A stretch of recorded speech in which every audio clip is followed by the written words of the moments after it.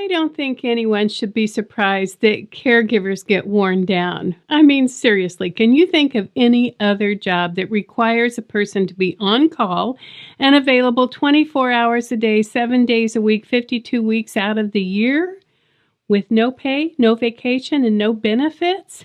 Wow. Let's just all agree that the demands of caregiving are exhausting. You might be overwhelmed by the number of people who want and need your attention. Maybe you aren't sleeping at night because your care receiver doesn't sleep at night. Or maybe you just can't turn your mind off and all of your concerns and worries are keeping you awake at night. It's important to understand that it's not unusual for caregivers to develop serious illnesses or to die before their care receivers. So let's look at how we can avoid that by applying the 3 steps of creative indifference to caregiver fatigue. First of all, I'd like for you to become aware of your level of physical, mental, and emotional energy. When do you crash? Write these things down.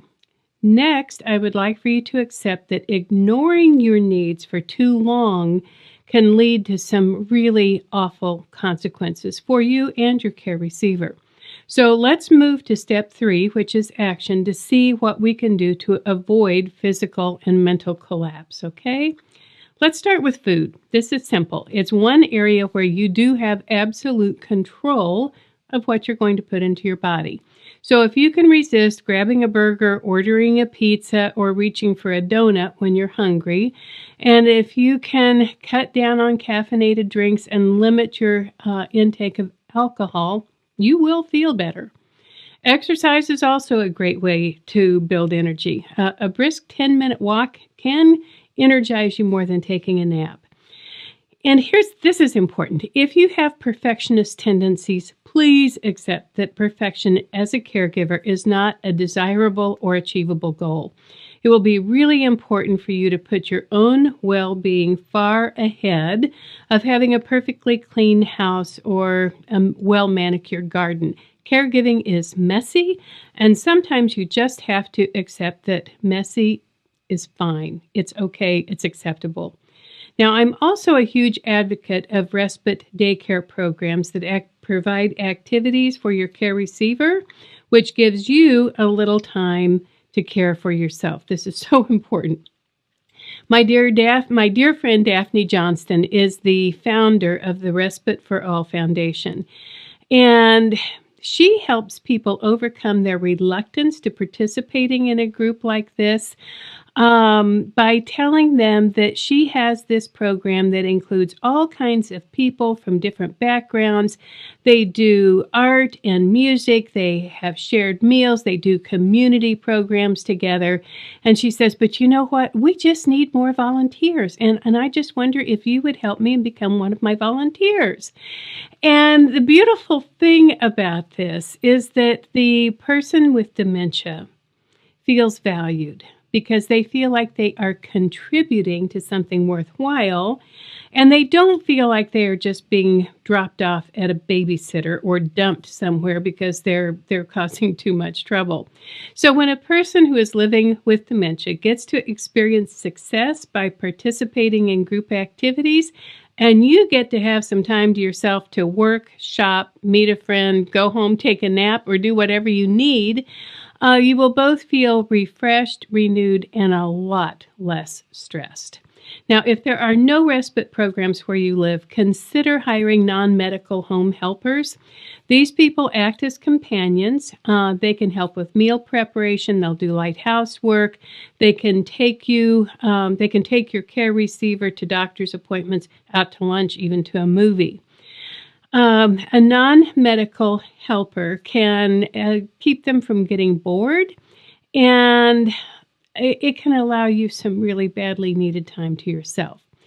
Now, maybe you won't be able to implement all of these steps right away, but even making 1 or 2 changes can help increase your level of energy, and that would be worth the effort, because Sometimes people get so tired that they actually think about doing something desperate in order to get a little bit of rest. Several years ago, I was invited to speak at a conference for individuals who were taking care of family members who had Huntington's and Parkinson's. And in the morning, I had talked about the 3 F's of flipping out: fear, frustration, and fatigue, and how these factors all contributed to caregiver anger. Now, at lunch, I sat with this table of really lovely women who were all taking care of their husbands, and I was particularly drawn to Claudia, the woman who was sitting right next to me. And she turned to me and said, "Well, I listened to your presentation this morning, and I've got it figured out. I know how I'm going to get some rest." Well, Claudia shared her plan with me, and she graciously allowed us to turn it into a little cartoon that I would like to play for you now. I've got it all figured out. I'm going to rob a bank.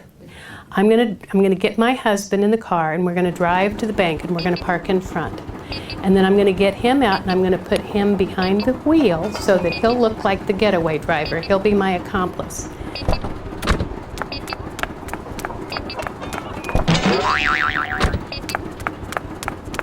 Then I'm going to walk in with an unloaded gun, and I'm going to point it at the teller, and I'm going to say, "This is a stick-up." And if she gives me any money, then I'm going to take it out to the car, and I'm going to sit in the passenger seat and wait for the police to come. Here's the beautiful thing about that. They'll arrest both of us, and they'll take him to the men's prison. Then they'll have to feed him, they'll have to do his laundry, they'll have to manage his medications, they'll have to deal with his depends, and then they'll take me to the women's prison. I will be in a cell all by myself. I'll be able to check books out of the library. I can read during the day, and I'll be able to sleep at night, and it won't cost us a dime.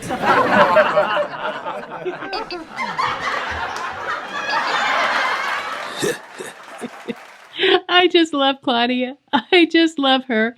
And I think she was doing a really effective job of using humor to manage her emotional stress. At the same time, I do think she had seriously considered doing something really extreme in order to get a little bit of relief.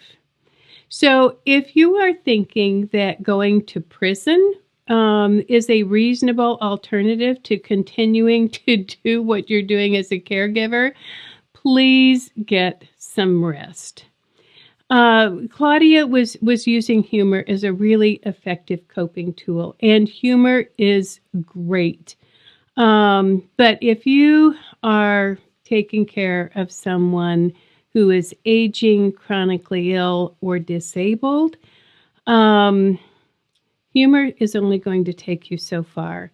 You absolutely must find a way to get some respite and get some relief and get some rest so that you can continue to do what you need to do for your care receiver.